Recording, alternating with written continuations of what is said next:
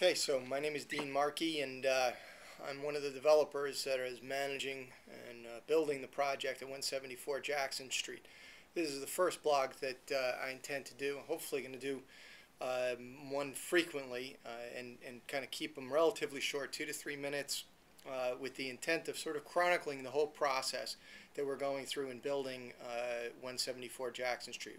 One of the things that will happen, you'll notice over the period of time that we do this, or I do this, these blogs, the name is going to change. We'll go through this stuff step by step so that there's some logic to it. You may be wondering why are we doing this? Well, why did I take the time? Why do I want to do it? And the answer is I want to record it for my own sake.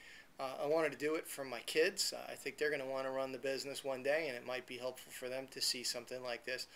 But also for a lot of other people who are thinking about getting into development, who are also wondering in this great city of ours, what, with all the development that goes on, what does that process look like, and who are the people behind it? What kind of person does something like this? And so with that, I thought it was worthwhile to mention there are two of us. It's family, me and my cousin. Peter's family on his father's side goes back to the early 1900s in Williamsburg. They moved, I think it was 1902, 1903. His father's family moved to Williamsburg, actually about a block or so away from where we're building now. And my family is actually probably one of the oldest real estate families in New York City. We bought our first building, which we still own today, in 1930, and I would be the third generation in the family business. So we have a long-standing history in New York, and in particular in Williamsburg as well, which I think is kind of unique. So what we're attempting to do is an 8-unit building, all 1-bedrooms. Some of them have home offices. A couple of them, actually 4 of them, are duplex units with everyone having outdoor space. Of course, that's subject to change as things progress, but as a broad outline, that's what we're doing. And the sort of theme of the building kind of, I think, speaks to Peter and my long history and our appreciation for the history of New York, in that we want to evoke kind of an older part of New York, sort of rooted in the history of New York. The idea is to evoke the old warehouses, big loft kind of buildings, but with all of the modern amenities.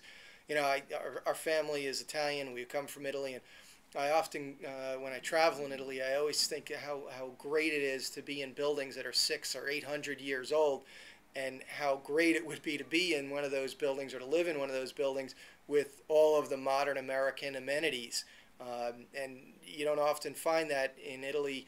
I think you do find it certainly more in New York, but that's the kind of thinking that we'd like to bring, sort of that old feeling, all the charm of the uniqueness of an older building, but with all of the modern amenities that we've all grown to love. So it is a little bit counterintuitive to do this now. This first blog is being done in late September of '09, and I think we're just kind of starting to bottom out in the market. But while we've been working on this for over a year, and our sense has always been that New York is it always bounces back. There's always interest in New York. People always want to live here, and while the market is off and it has changed our projections, we never wavered in our commitment to the project, and in fact we continue to look for more projects, and I'm sure we're going to be doing some sort of announcement along those lines relatively soon. But we do believe that this is a great time to to be in the business. We think it's a great time to buy. We think it's a great time to deliver product that nobody else is going to be able to deliver. Talk maybe a little bit more about that. The market is off. There's no doubt about it. We know the market's going to come back. Will there be broken projects that will be taken over by other developers and delivered at about the same time? Probably. We are delivering a unique product, though.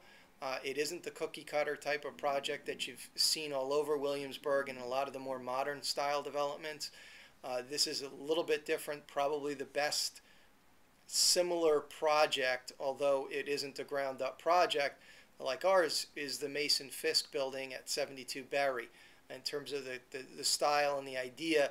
And it's interesting to note that in a matter of just a few months, that project sold out in the worst part of the market. So we think we're in a good spot. We think that we're going to be able to stand out. We're going to be delivering that product at a great time when the market is either back or on its way back.